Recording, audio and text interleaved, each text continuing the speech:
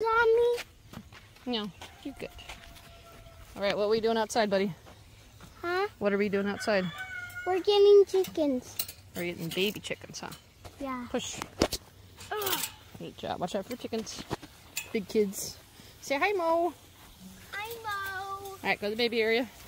I want to see Walk around the water. Now we got to get those little baby chicks inside this breeder. They're too young to know to come outside when it gets hot. Yeah. So we got to teach them to come outside when it gets too hot. Okay?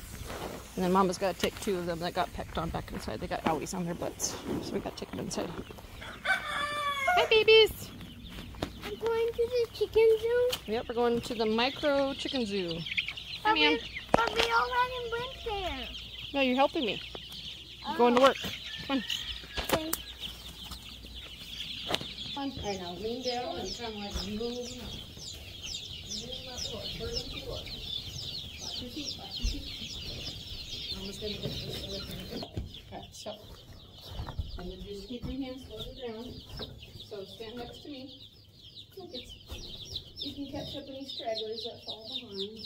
I just take this now, children, not back tight. Let's get over here. Stand right there and don't want to go past it. Then you go out the door. Out the door.